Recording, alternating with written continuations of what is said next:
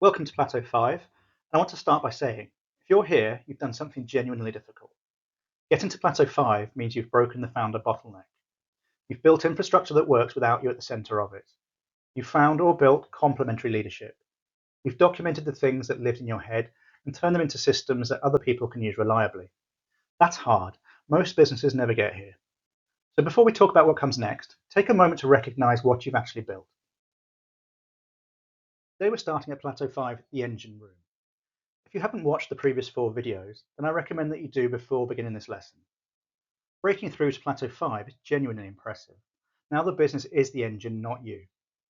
You now have the focus and free time to plan how you scale, and this lesson teaches you how to build that out.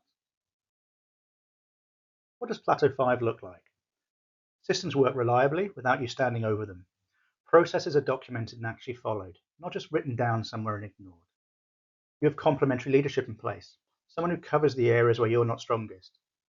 Growth is predictable. You can look at your pipeline and make a reasonable forecast and mostly be right.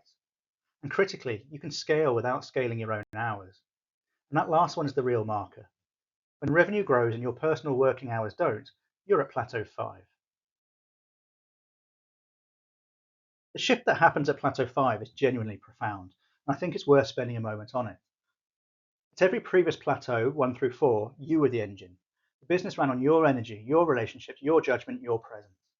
Remove you and the business slows down or stops. At Plateau 5, the business is the engine. You still matter, you still lead, the culture is still shaped by you. The business no longer depends on your constant presence to function. It runs, it delivers, it grows without you being in every room. That changes what you can do. It changes where you can focus. It changes the kind of leader you become. And it changes the kind of business you have. When we won the tender with a leading UK insurer, it was the validation of everything we'd built. Hundreds of new clients coming on board, significant revenue growth, a partnership that would last over a decade. But it was also a test I didn't fully anticipate, because winning was one thing and delivering was everything. We had to move fast, more support staff, more associate consultants, national roadshows, physically traveling the country, attending presentations to promote the service to brokers across the insurer's network. And this is where Plateau 5 either holds or breaks, because every system we'd built over the previous years was now under real pressure for the first time. The CRM system that had actually worked, the VoIP helpline that let our team operate nationally without being in one location, the e-learning platform with service delivery wrapped around it, and the quality-controlled associate model. If we hadn't built those things, if we'd been winging it, relying on relationships and founder energy, we would have collapsed under the volume. But we didn't collapse, we delivered. Not perfectly, but well and consistently. One of my co-directors said to me afterwards, half joking, it's almost like we're running a proper business now. And that's what Plateau 5 feels like. Not triumph, just the engine running. The business doing what it's supposed to do without the founder holding it all together by force of will. Build the systems before you need them, because when the opportunity arrives, there's no time to build anything. Here's this me moment. I went on holiday and it was actually fine. Everything worked as it should. No major dramas, no one died, and you were able to take a proper break. Sounds amazing. My team handled a difficult client situation well. The team knew what they had to do and the client didn't demand to speak to you. They could manage. We had a great quarter and I wasn't personally selling. Your commercial infrastructure is working. You don't need to sign off every proposal and quote. Sure, you're still available when needed, but you're no longer a bottleneck. I can see a month ahead in our pipeline and trust it. Now that you can forecast and make realistic predictions, you can plan resource accordingly. I'm working on the business more than I'm working in it. That feeling, it reminds you why you started a business in the first place. You have that entrepreneurial spark back. How does Plateau 5 get built? I use a 5-part framework for what I call scalable infrastructure. The first component is repeatable. Processes are documented. Quality isn't founder dependent. The way good work gets done is captured in a form that other people can follow, not locked inside one person's head. The second is reliable. Systems are actually used consistently, not just when someone remembers, not just when the founder is watching, every time. The third is resourced. Complementary leadership is in place. The gaps, the places where the founder isn't strongest, are filled by someone who is. This is the most common missing piece in business that are trying to get to Plateau 5 but can't quite get there. Fourth is responsive. There are fast feedback loops. The business knows quickly when something isn't working and it adjusts. There's a culture of experimentation and improvement rather than defending what already exists. And the fifth is resilient. The business can survive transition. If a key person leaves, if the market shifts, if the founder gets ill, For major client churns, resilience isn't about being invincible, it's about being able to absorb shocks and keep moving. When all 5 of those are in place, you're at Plateau 5. Now here's the thing I want to say clearly, because it catches a lot of founders off guard. Plateau 5 is not the destination, it's the launch pad. Success at Plateau 5 creates a new trap: complacency. The sense that you've made it, that the hard work is done, that you can rest on the infrastructure you've built. Bureaucracy, where the systems that set you free calcify into rigidity and slow the business down. And innovation stagnation, where the focus on running what you have crowds out the thinking about what comes next. Businesses I've seen get stuck at Plateau 5 are some of the most well-run, professionally delivered, thoroughly organized businesses you'll encounter.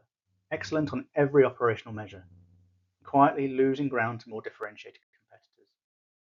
Because here's the thing, operational excellence is table stakes at this level of market.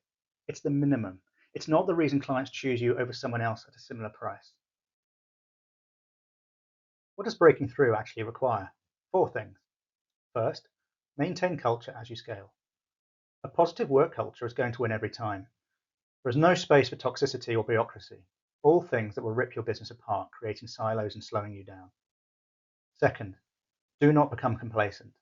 With your time back, you can focus on working on the business, not in it. You must keep innovating and looking for improvements, otherwise you risk someone else catching up and overtaking you. Stay ahead of the competition always. Third, develop the next generation of leaders. This is linked to your culture.